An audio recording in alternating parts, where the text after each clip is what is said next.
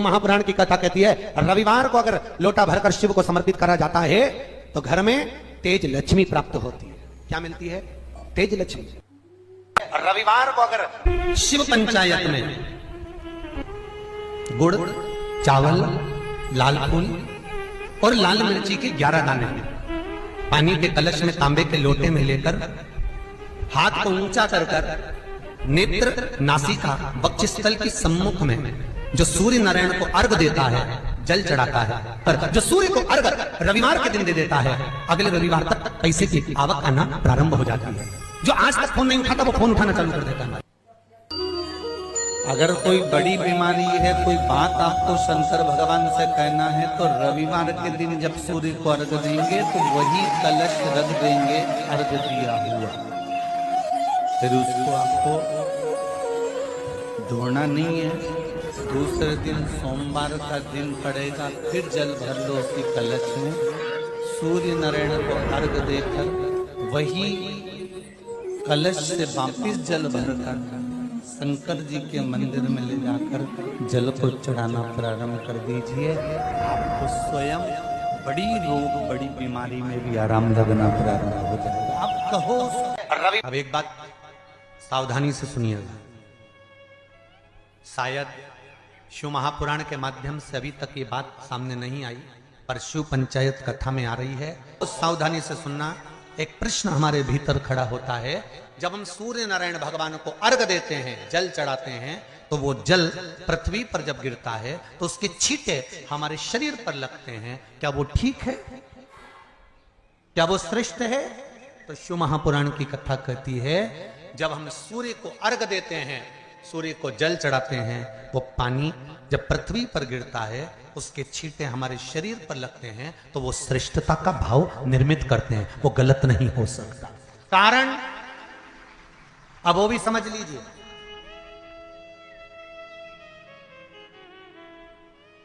अब सूर्य नारायण भगवान को आप जल चढ़ा रहे हो तो छींटे नहीं लगे, उसके लिए क्या स्टूल पे चढ़ के चढ़ाओगे कि कुर्सी पे चढ़ के चढ़ाओगे? अरे बोलो तो सही। अब कई लोगों के दिमाग में यह बात भरा गई कि हम भगवान को जल चढ़ाते हैं, वो हमारे शरीर में छींटे लगते हैं, जमीन पे से पानी गिरता है, वो हमारे शरीर को छींटे लगते हैं, भगवान को अच्छा नहीं लगता होगा। कौन ने कहा? पहले तो उसको पकड़ के ला। मेरे राम जी महाराज, मेरे भगवान कृष्ण, बड़े बड़े संत, साधु, सन्यासी, तपस्वी, साधक, उपासक जितने भी हुए, जिन्होंने सूर्य की आराधना करी, इन्होंने टेबल पे चढ़कर या कुर्सी पे चढ़कर जल नहीं चढ़ाया, इन्होंने पृथ्वी पर खड़े होकर ही, क्योंकि पृथ्वी तत्व के देव हैं शिव। जब हम मृत्यु लोक पर खड़े होकर, पृथ्वी पर खड़े होकर भगवान शंकर का भाग पृथ्वी तत्व को धारण कर कर जल को हाथ में लेकर जब समर्पित करते हैं और जो जल नीचे गिरता है वो शरीर पर अगर लगता है तो हमको उसका आशीर्वाद ही प्राप्त होता है, दोष नहीं लगता। पर लोगों ने इसको विपरीत कर दिया। कि कौन ने विपरीत करा? कई लोगों ने इसको विपरीत कर दिया। कौन ने विपरीत करा? तो जो दूसरे धर्म के लोग होते हैं, जिनको हिंदू धर्म से नफरत होती है और जो हिंदू धर्म की पूजन, सेवा, अर्चना को समाप्त करना चाहते हैं, वो धीरे धीरे धीरे धीरे कहने लगे कि सूर्य को जल चढ़ाओगे तो शरीर में लगेगा, शरीर में लगेगा तो दोष लगेगा। इसको कह कहकर घर घर में सूर्य को जल चढ़ाना लोगों ने बंद कर दिया कि आप जल चढ़ाएंगे तो दोष लगेगा, शरीर पे छींटा लगेगा, शरीर को ऐसा लगेगा। ये दोष नहीं है। कितनी सुंदर बात है महाराज। सूर्य नारायण भगवान को जब जल चढ़ाया जाता है, हाथ सिर से 8 इंच की दूरी पर होना चाहिए। जम के बोलिए, सिर से कितना ऊंचा होना चाहिए?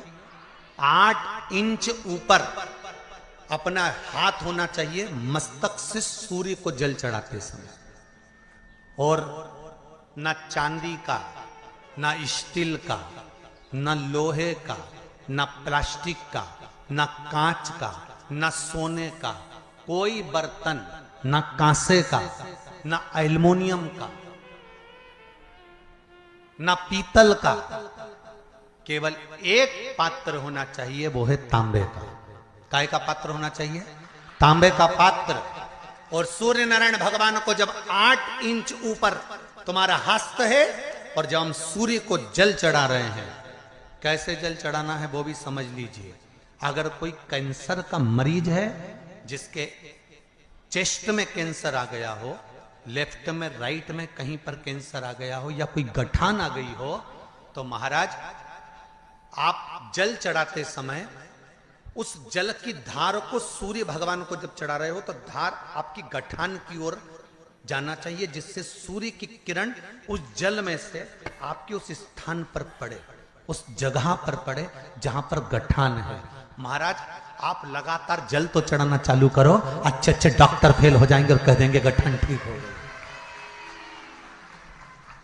आपका लीवर और किडनी गड़बड़ कर रहा है, आप प्रतिदिन आपका स्वास्थ्य गड़बड़ रहता है, आप प्रतिदिन ये ज्योतिष शास्त्र के अंतर्गत, रत्न शास्त्र के अंतर्गत, ये रत्न शास्त्र, ज्योतिष शास्त्र, रंग शास्त्र जो हमारे यहाँ है, रंगों के हिसाब से ये जितने रत्न होते हैं, माणिक हुआ, मोती हुआ, नीलम हुआ, मूंगा हुआ, पुखराज हुआ, ये क्यों कहते हैं ये पीला है, ये सफेद है, ये नीला है, ये लाल है, इसको शरीर में क्यों पहनाते हैं? उसका कारण होता है कि जब शरीर में पहनते हैं सूर्य की किरण उसमें पड़ती है, हमारे शरीर पर वो कलर का इफेक्ट पड़ता है, उस कलर को शरीर पर लगता है, और शरीर पर लगता है तो हमारा शरीर धीरे धीरे, हमारी जो इंद्रियां हैं वो सही होने लगती हैं, काम सही होने लगता है। तो आप कहते हो ना सब, मैं कौन सा नक पहनूं, मैं कौन सा मोती पहनूं, मैं कौन सा पुखराज पहनूं, मैं कौन सा नीलम पहनूं, वो ज्योतिष शास्त्र के अंतर्गत, रत्न शास्त्र के अंतर्गत जितने रत्न हम पहनते हैं ये केवल उस किरण के लिए ही तो पहनते हैं कि जो सूर्य की किरण मिले,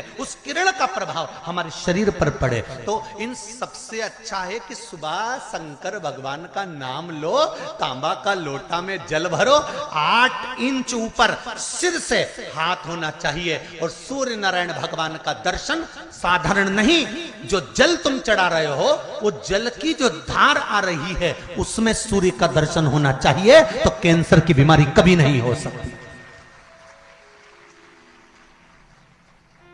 लीवर, किडनी, हार्ट, आपके हार्ट में अगर तकलीफ है, डॉक्टर ने कह दिया कि इसमें नस चोक है, आपको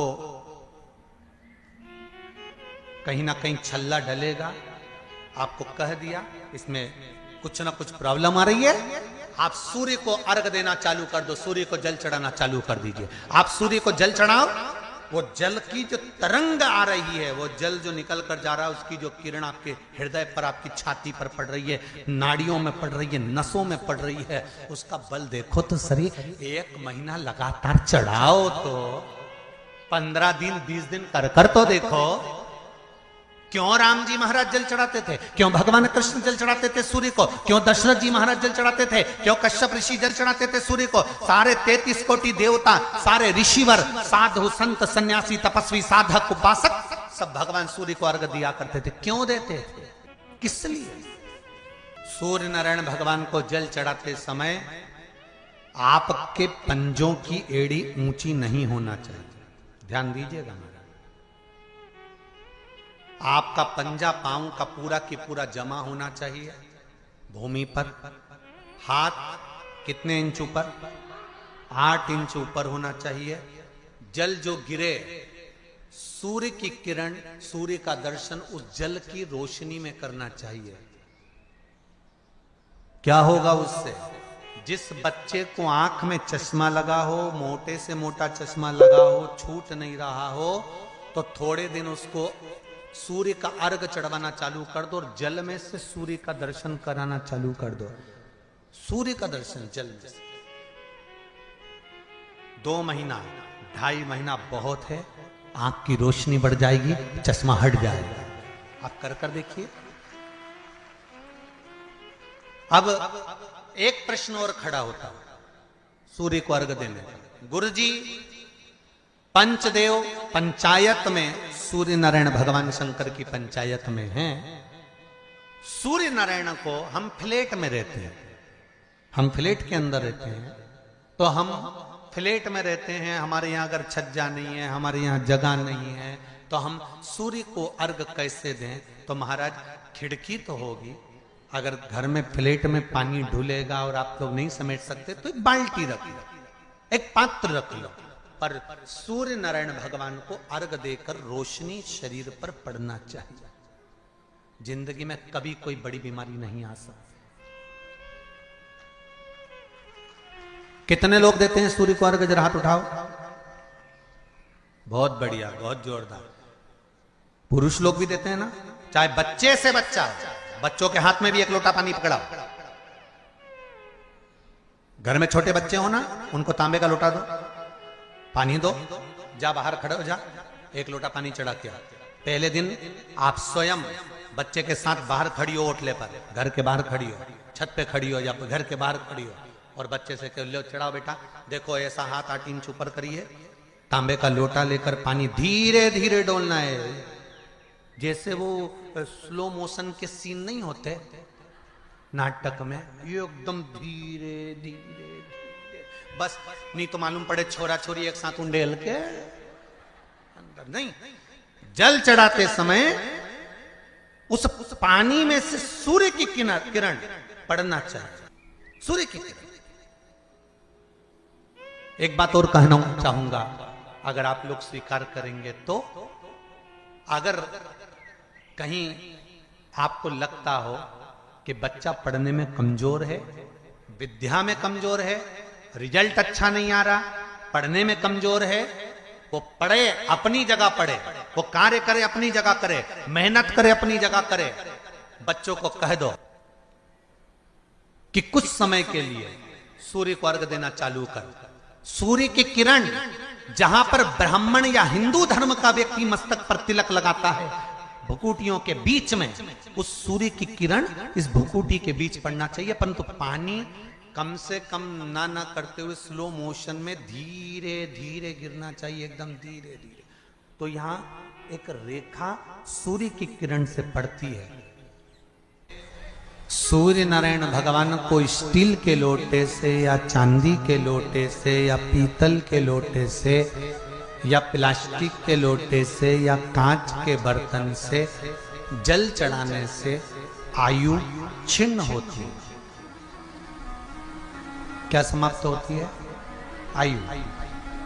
और सूर्य नारायण भगवान को अगर तांबे के लोटे से जल दिया जाता है तो आयु की वृद्धि होती है, और दिन भर में अगर कोई काम अटकने वाला है तो वो काम का रास्ता खुल जाता है और शरीर की बीमारी समाप्त हो जाती है।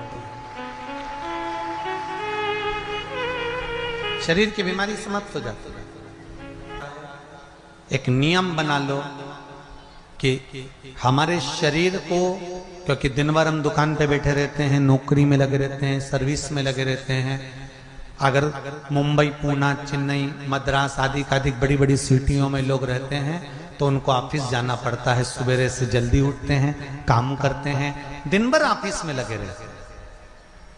व्यापार करने वाला व्यक्ति व्यापार करता रहता है, नौकरी करने वाला व्यक्ति नौकरी करता रहता है, धंधा करने वाला व्यक्ति धंधा करता रहता है, ठेला चलाने वाला, गाड़ी चलाने वाला गाड़ी चलाता रहता है।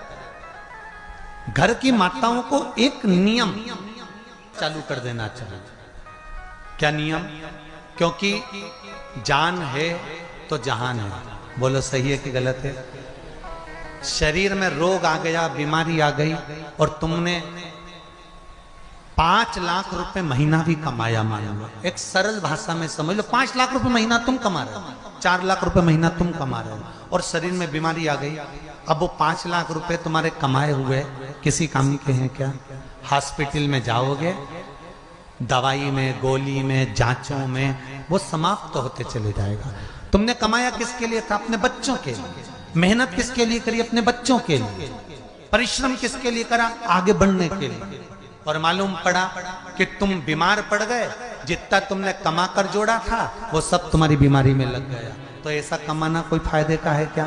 कमाओ, दिल से कमाओ, जितनी तुम्हारी कैपेसिटी है उससे दुगना कमाओ, पर उसके साथ एक काम चालू करो कि तुम अंतिम क्षण तक, जब मौत तुम्हारे दरवाजे पर आए, तुम्हारी उम्र जब पूरी हो, तब तक भी तुम बीमार नहीं पड़ो।